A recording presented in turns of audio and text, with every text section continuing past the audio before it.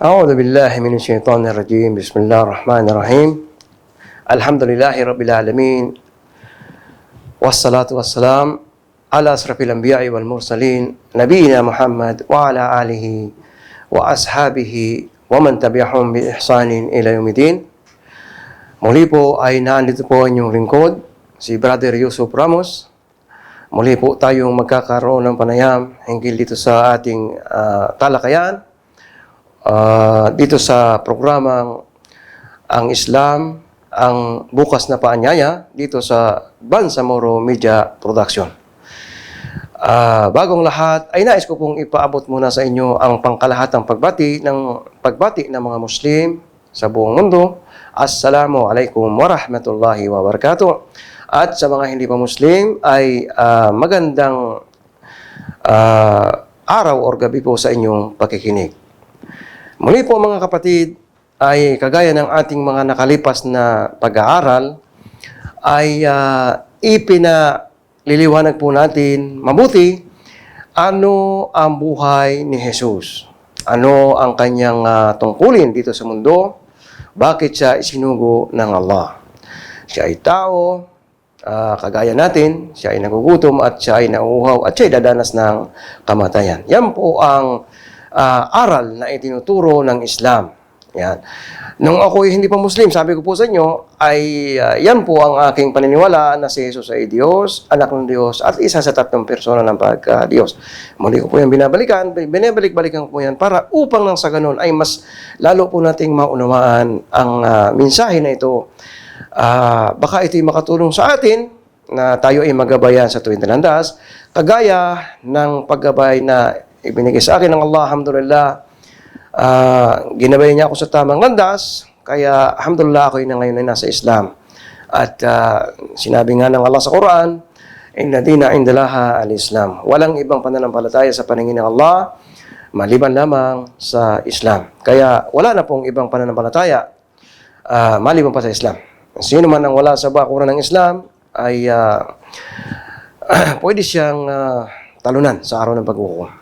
Kaya paalala, una sa aking sarili, inshallah ay pag-aralan po natin, alamin natin, pag-aralan natin ang Islam para magkaroon din tayo ng gabay, tagumpay, hindi lang sa mundo na ito hanggang sa kabilang buhay. Mga kababayan, muli po ay babalikan natin yung bagay na kung saan ay sinabi ng Al-Quran. Kagaya na sinabi ko sa inyo noon, hindi po ito sarili kong opinion. Maliban na ito ay aral ng Quran, ang salita ng Allah. Noon tayo ay nakalipas po na panahon ay tinalakay natin na sinasabi doon na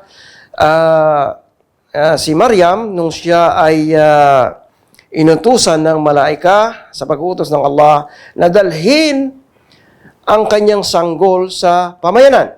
At ang sabi doon na kung sino man ang makausap mo na mga tao sa araw na ito ay huwag mong sagutin, mag-ayuno ka sa pamamagitan ng salita. Ayan, yan ang ibig sabihin yan. Ang sabi doon, basahin po natin sa chapter 19 pa rin, sa Surah Maryam, verse 28. Ang sabi dito, O kapatid na babae ni Aaron. Sabihin, hindi po ito si Aaron na kapatid ni Prophet Musa. Mayroon din sa kapatid si Maryam. Sa kapanahonan niya, ang pangalan ay Aaron din. Ayan.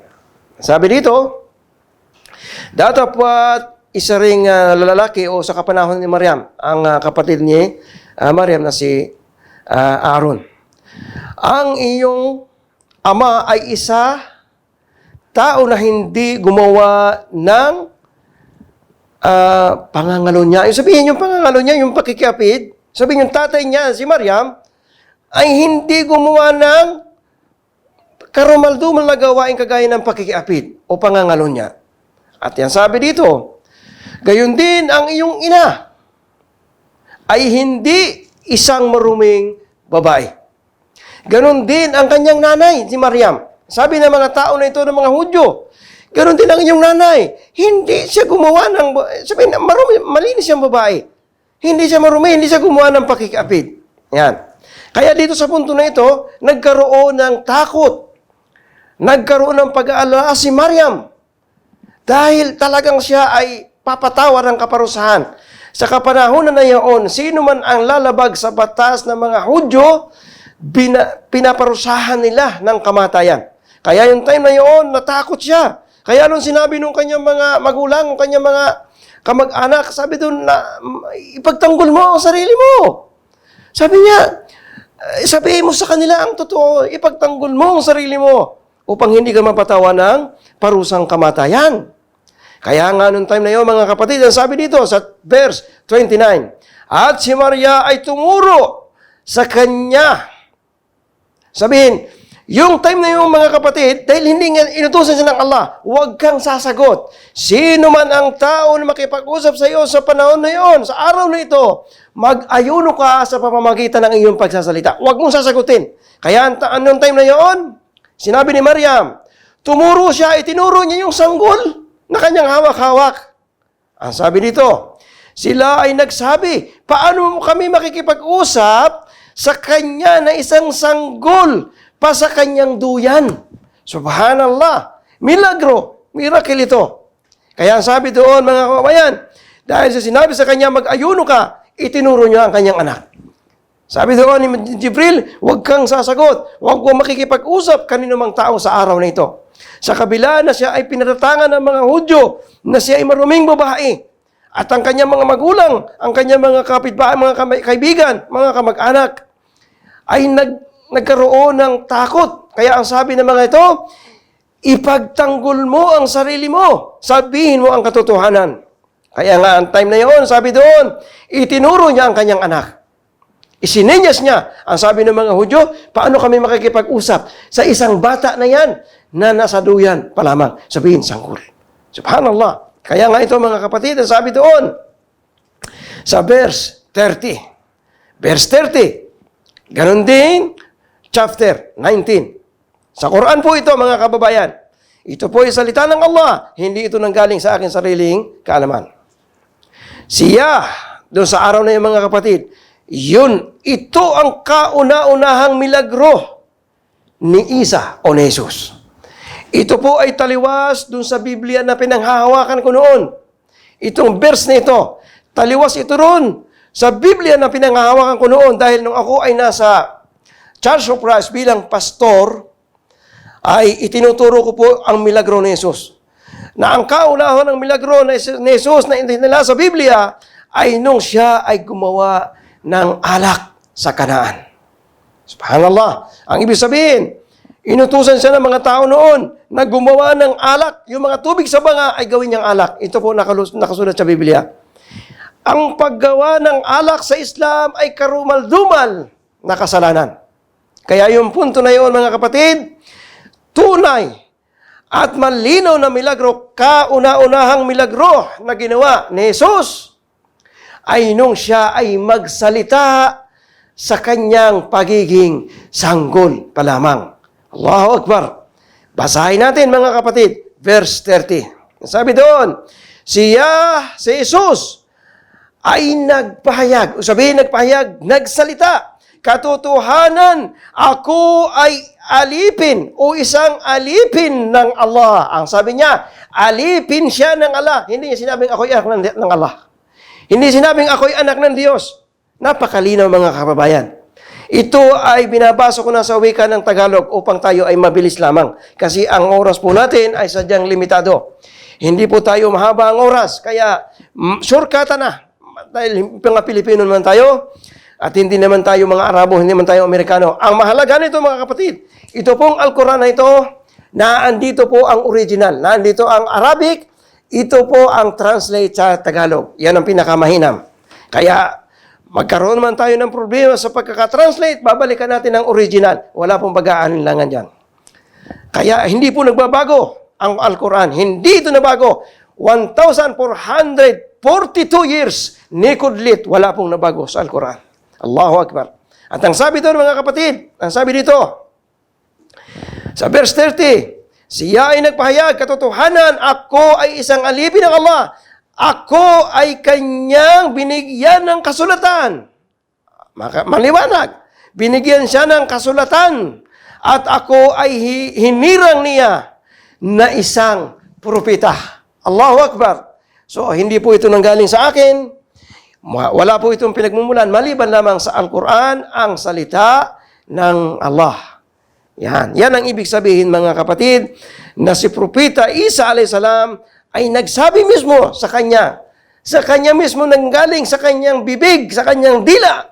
Sinabi niya, ako ay alipin ng Allah at ako ay binigyan niya ng kapahayagan at katotohanan, siya ay isang propeta. Hindi ako may sabi niyan, ang ating Al-Quran, ang Allah, ang nagpahayag. Alam niyo mga kapatid, sinabi ko sa inyo kanina, si Propeta Muhammad, sa kanya na-rebuild ang Quran. Wala po pag-alilangan. Sa kanya na-rebuild ang Quran. Pero ito po, ang Al-Quran ay natapos na bago pa dumating ang sangkatauhan.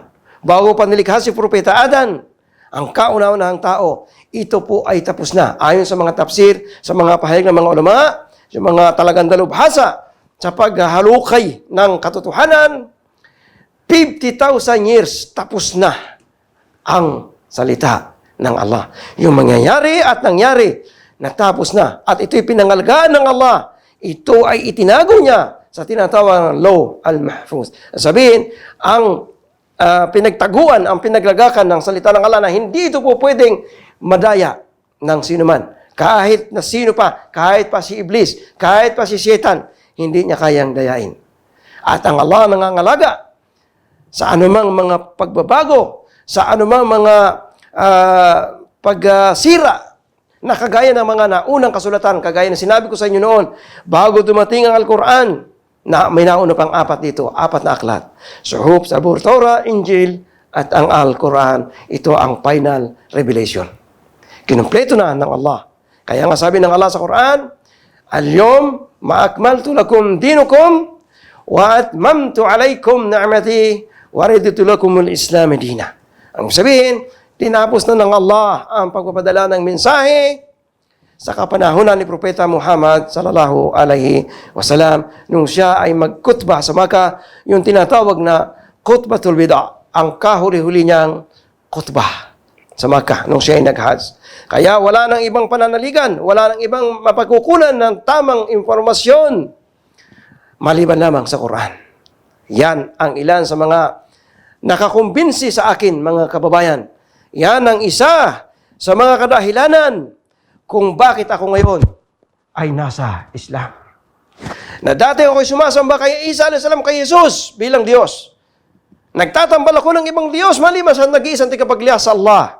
Pero ngayon, alhamdulillah, isa na lamang ang aking sinasamba, ang Allah. At si Isa alayhis salam, si Propeta Muhammad, si David, si John the Baptist, Abraham, Moses, hanggang kay Propeta Adam alayhis salam, ay aking sinusunod, ginagalang, at minamahal. Bilang sugo, propeta, alipin ng Allah. Mga kababayan, uli, sinasabi ko, mismo si Isa alayhis salam, si Jesus ang nagsabi, siya ay propeta, alipin ng Allah. Yun ang katotohanan. Wala pong iba, wala tayong basihan, wala tayong patunay na siya ay Diyos.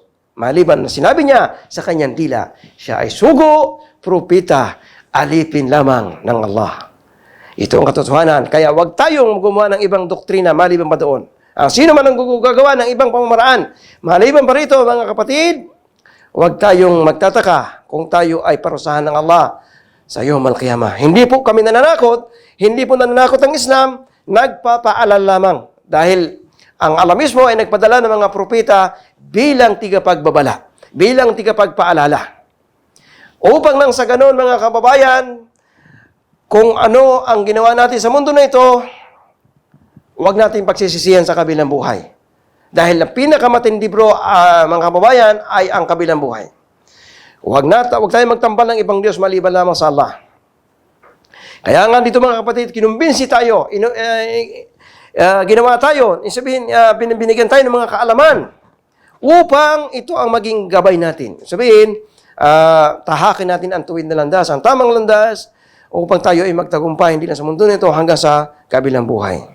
Dahil sinabi ng Allah sa Quran, sabi doon, Ya ayyuhalladhina amanu qu anfusakum wa ahlikum narah wa quduhan nasu wal hijarah. Okay? Ang ibig sabihin nun sa pinakamalapit na ibig sabihin, mga kapatid, sa wikang Tagalog, sabi doon, o kayo mga mananampalataya, iligtas ninyo ang inyong mga sarili sa kapahamakan sa apoy ng impyerno. Tingnan nyo, mga kapatid, babala. Hindi po pananakot. Ang Allah hindi nananakot eh. Ang Islam hindi tawag dito, hindi nangungumbinsi para yumaman. Ang sabi doon, o kayo mga mananampalataya o mga tao, iligtas ninyo ang inyong mga sarili sa kapahamakan sa apoy ng impyerno. At ang inyong sambahayan. Ayan. Ang ibig sabihin, mga kababayan, iligtas natin ang ating sarili at ang ating pamilya sa kapahamakan sa apoy ng impyerno. Dahil dito, mga kababayan, yun ang naging dahilan kung bakit ko pilit na ipinabot sa aking pamilya ang Islam. Nang dahil dito sa aya na ito, ay pilit kong ipinaunawa sa kanila ang Islam. Unang-unang kliyente ko, mga kabayan, nung ako ay nasa Islam na, ang unang-una kong kliyente, ang unang-una kong pinabutan ng Islam ay ang aking asawa. Dahil talagang devoted na Romano Katoliko. Kagaya ko rin noon. Unang-una kong pinabutan ng Islam yan. Nung siya ay yumakap sa Islam, walang pag-aanilangan, sumunod na ang aming mga anak. At yan, ang pinapasalamatan ko sa Allah,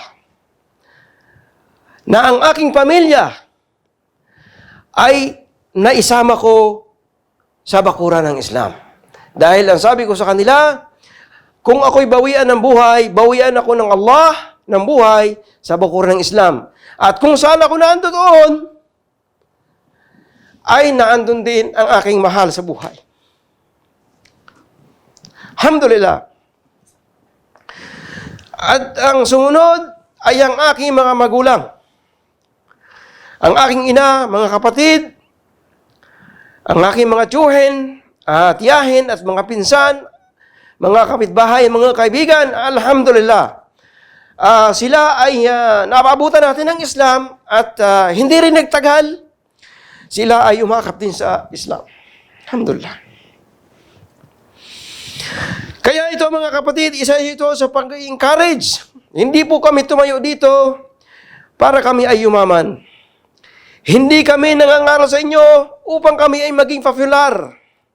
Kami may nandito, mga kababayan, lalong-lalo na sa mga hindi pa Muslim, upang sundin ang utos ng Propeta Muhammad SAW na sinabi doon nung siya ay magkutbah. Sa tinatawag na khutbah al-bada, sabi doon, baligo ani walahu ayah. Ang ibig sabihin, mga kababayan, sa pinakamalapit na ibig sabihin sa Tagalog, ipaabot ninyo ang mensahe na ito doon sa kanyang mga sinasabi na yun sa time na yun. Sa mga taong hindi pa nakakaunawa kung ano ang Islam. Kahit isang ayah ng Al-Quran. So ito, mga kababayan, ay ginagawa namin hindi para kami ay maging sikat at para yumaman. Ginagawa namin ang bagay na ito upang pagsunod o sundin ang utos ng propeta. Dahil wala na ang propeta, ito ay itinutuloy lamang namin. Ang sabi doon, ipaabot ang mensahe. Kaya ngayon, mga kababayan, ipinapaabot namin sa inyo ang mensahe na ito ng Al-Quran. Kahit isang aya. Basta ito ay naunawaan natin. Baka ito ang maging dahilan na tayo ay gabayan din ng Allah sa tuwid na landas. Magtagumpay tayo sa mundo na ito. Tamasain natin ang pangako ng Allah na gantimpala sa buhay na walang hanggan sa kanyang paraiso.